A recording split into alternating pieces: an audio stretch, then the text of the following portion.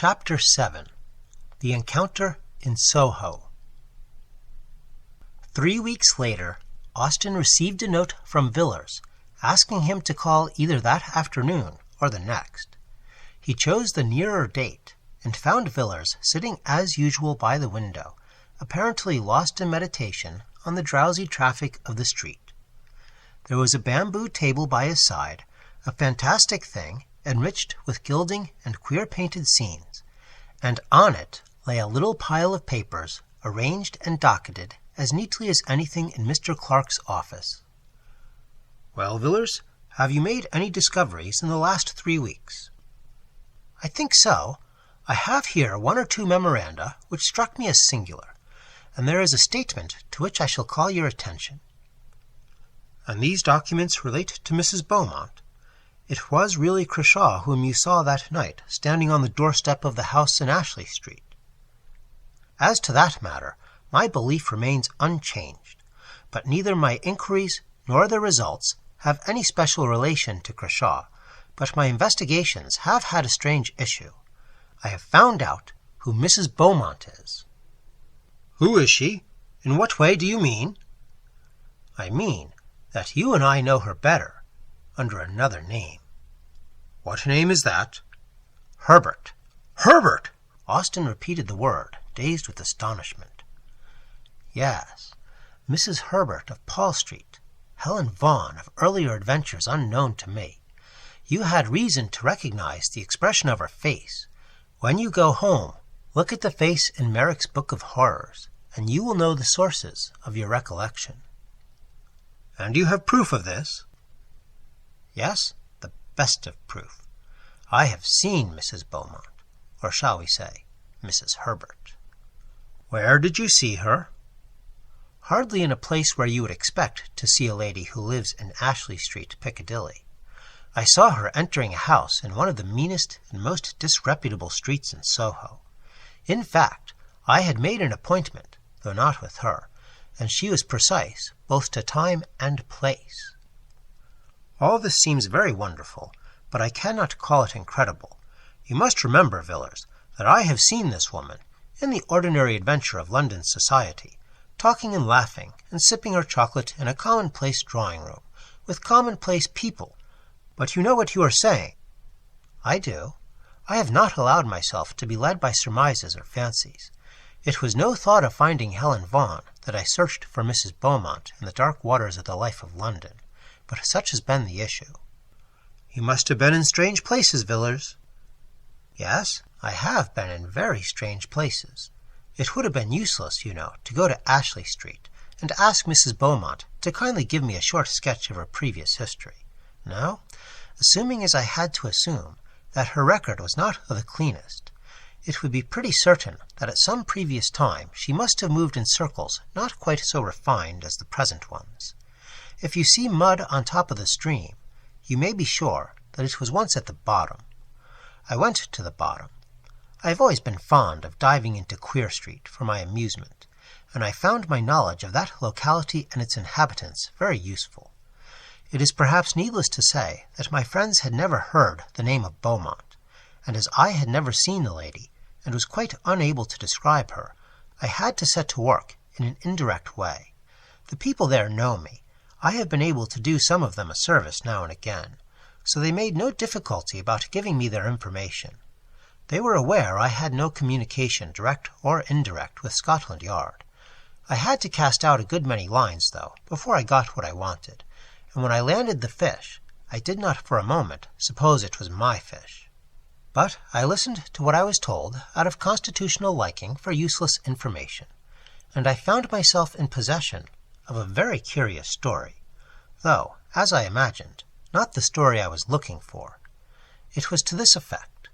Some 5 or 6 years ago, a woman named Raymond suddenly made her appearance in the neighborhood to which I am referring. She was described to me as being quite young, probably not more than 17 or 18, very handsome, and looking as if she came from the country.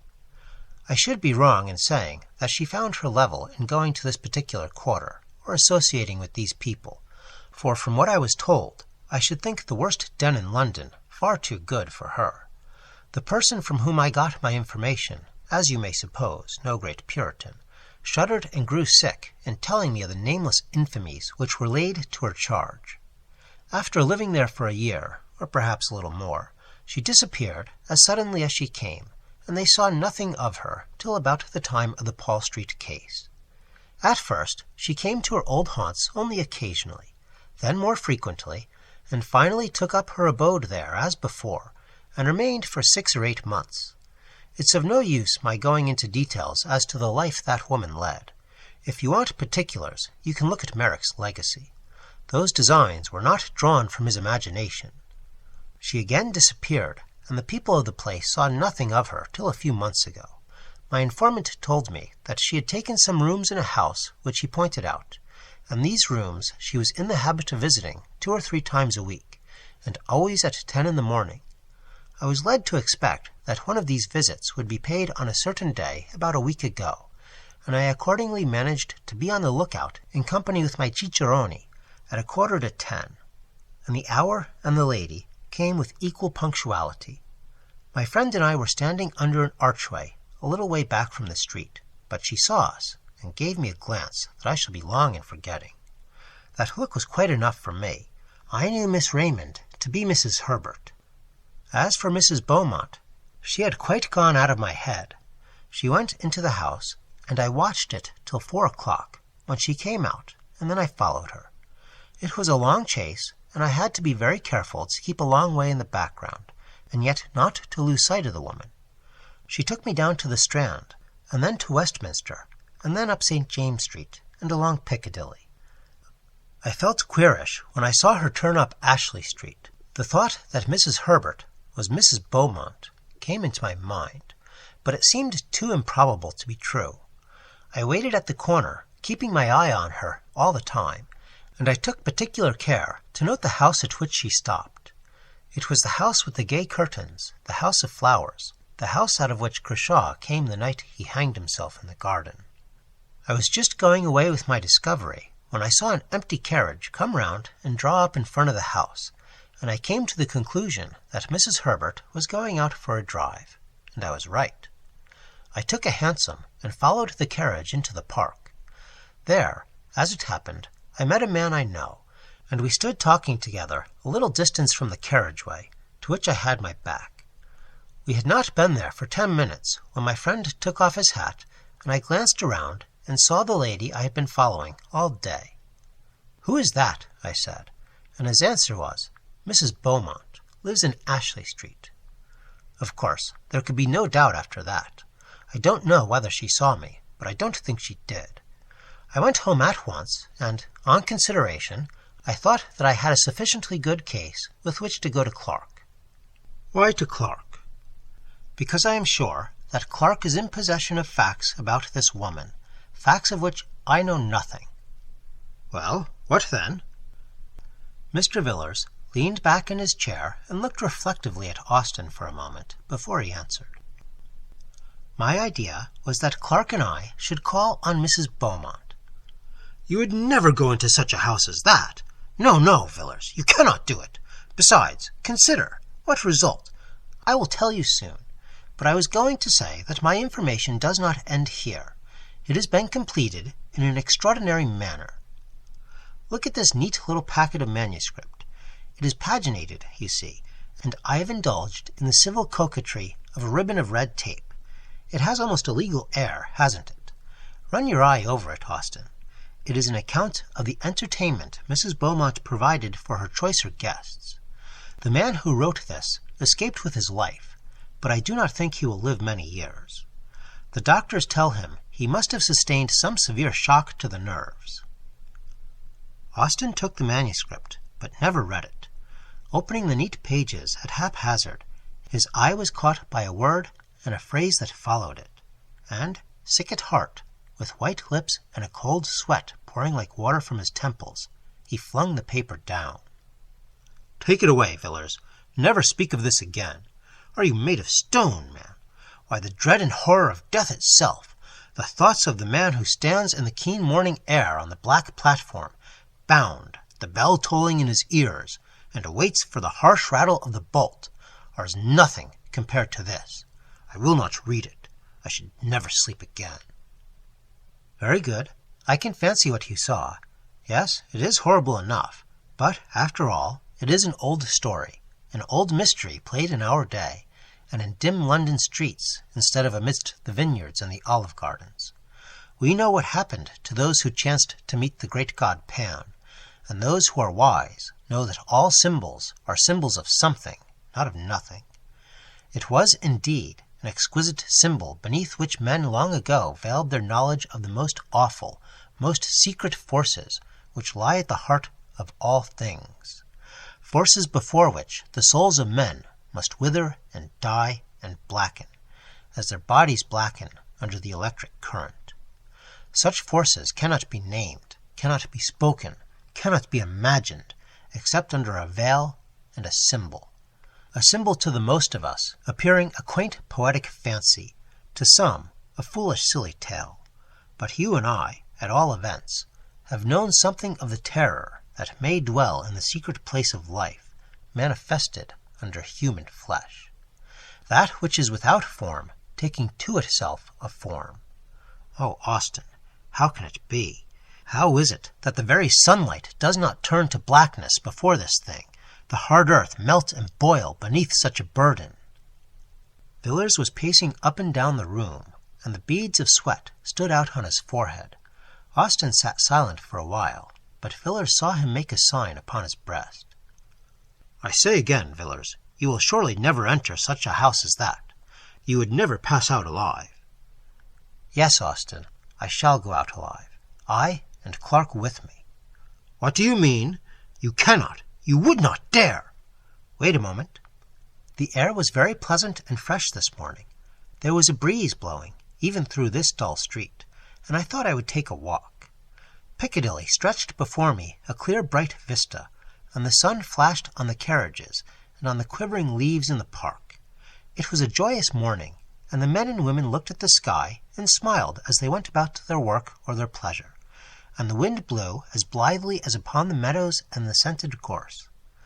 But somehow or other I got out of the bustle and the gaiety, and found myself walking slowly along a quiet, dull street, where there seemed to be no sunshine and no air, and where the few foot-passengers loitered as they walked, and hung indecisively about corners and archways.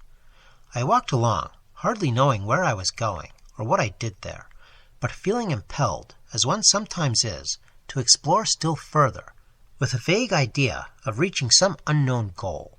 Thus I forged up the street, noting the small traffic of the milk shop, and wondering at the incongruous medley of penny pipes, black tobacco, sweets, newspapers, and comic songs, which here and there jostled one another in the short compass of a single window.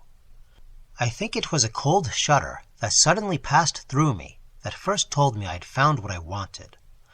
I looked up from the pavement and stopped before a dusty shop, above which the lettering had faded, where the red bricks of 200 years ago had grimed to black, where the windows had gathered to themselves the fog and the dirt of winters innumerable.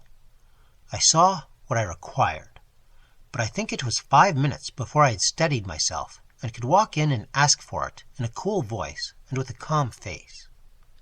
I think there must even then have been a tremor in my words, for the old man who came out from his back parlor and fumbled slowly amongst his goods looked oddly at me as he tied the parcel. I paid what he asked, and stood leaning by the counter with a strange reluctance to take up my goods and go. I asked about the business, and learnt that trade was bad and profits cut down sadly. But then the street was not what it was before traffic had been diverted, but that was done 40 years ago, just before my father died, he said. I got away at last, and walked along sharply. It was a dismal street indeed, and I was glad to return to the bustle and the noise. Would you like to see my purchase?" Austin said nothing, but nodded his head slightly. He still looked white and sick. Villiers pulled out a drawer in the bamboo table and showed Austin a long coil of cord, hard and new, and at one end was a running noose. "It is the best hempen cord," said Villiers, "just as it used to be made for the old trade," the man told me. "Not an inch of jute from end to end." Austin set his teeth hard, and stared at Villiers, growing whiter as he looked. "You would not do it," he murmured at last. "You would not have blood on your hands. My God!" he exclaimed, with sudden vehemence. "You cannot mean this, Villiers, that you will make yourself a hangman!"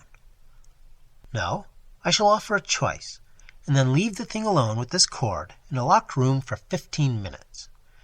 If, when we go in, it is not done, I shall call the nearest policeman. That is all." "I must go now. I cannot stay here any longer. I cannot bear this. Good night." "Good night, Austin." The door shut, but in a moment it was opened again, and Austin stood, white and ghastly, in the entrance. "I was forgetting," he said, "that I too have something to tell. I have received a letter from Dr. Harding of Buenos Aires. He says that he attended Merrick for 3 weeks before his death." "And does he say what carried him off in the prime of life? It was not fever." "No, it was not fever. According to the doctor, it was an utter collapse of the whole system, probably caused by some severe shock. But he states that the patient would tell him nothing, and that he was consequently at some disadvantage in treating the case." "Is there anything more?" "Yes. Dr. Harding ends his letter by saying, 'I think this is all the information I can give you about your poor friend. He had not been long in Buenos Aires, and knew scarcely anyone, with the exception of a person who did not bear the best of characters, and has since left, a Mrs. Vaughan.